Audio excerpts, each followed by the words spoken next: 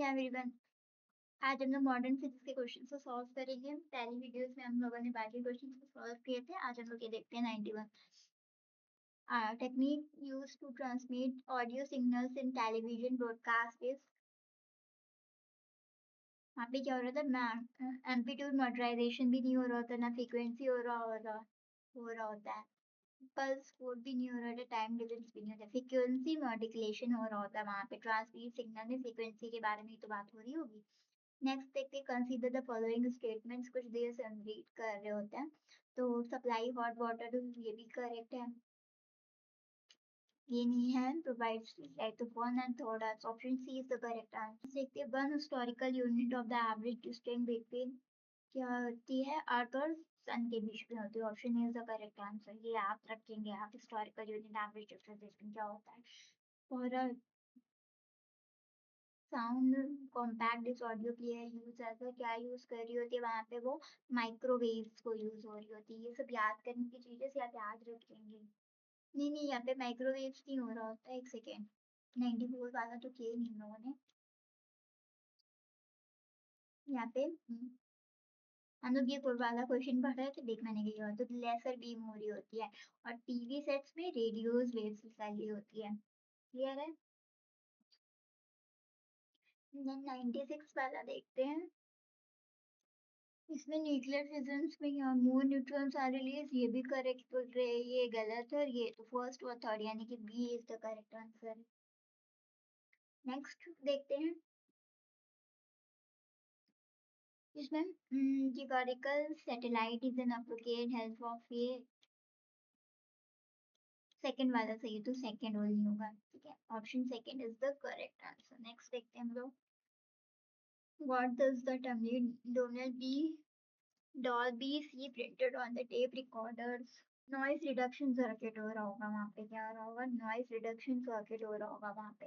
Option C is the correct answer. Which of the following types is a complete employed by the visualization of the internal structure of the human body। X ray ray, ये technique इसमें use होती है, three dimensional में use हो रही है ये x ray rays वाली। With reference to the solar power production in India, consider the following statement. ना ये हो रहा होता है, ना ये नाइडर वन और नॉट टू।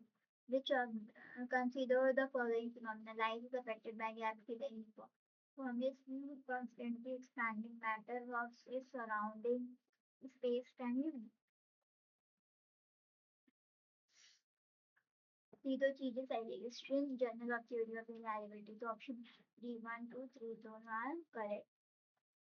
नेक्स्ट क्वेश्चन देखते हैं। क्रोजेनिक इंजन फाइंड एप्लीकेशन, उसमें एप्लीकेशन फाइंड होती है।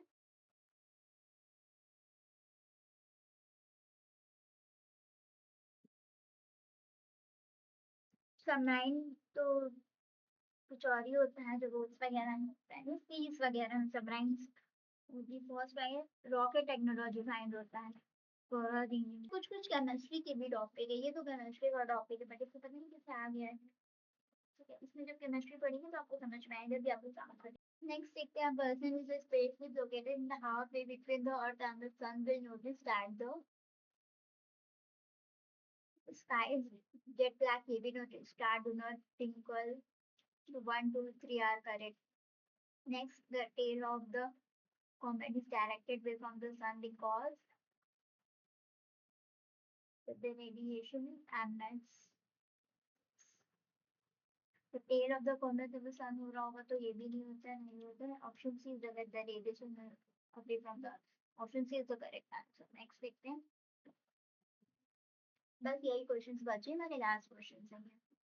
A black hole in the body in space which does not radiation to came out।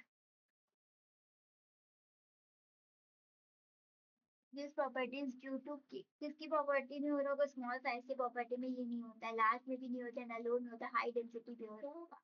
ये सैटेलाइट का क्वेश्चन है आपका। स्टेटमेंट इसमें पढ़िएगा, 2 और 3 करेक्ट है, पर फर्स्ट इनकरेक्ट लग रहा है मुझे। 2 और 3 करेक्ट लग रहा है, फर्स्ट इनकरेक्ट है। तो option C is the correct answer. 2 and 3 only हो जाएगा, 1 और 2। Option C is the correct answer. Next देखते हैं, consider the following statement in respect to the rocket.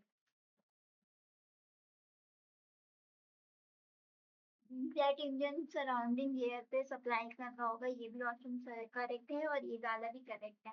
तो ऑप्शन बोथ सी होगा, both 1 and 2 both are correct. Next देखते हैं, satellite use to telecommunication के लिए यूज हो रही होती है सैटेलाइट। वहाँ का जो ऑर्बिट होगा वो क्या होगा, वहाँ पे जियो स्टेशनरी ऑर्बिट हो रहा होगा। जियो स्टेशनरी ऑर्बिट को ही हम जियो सिंक्रोनाइज भी बोलते हैं। ये मैंने वीडियो में कवर भी किया था, आपको पढ़ाया भी था। तो ऑप्शन 1 से करेक्ट आंसर।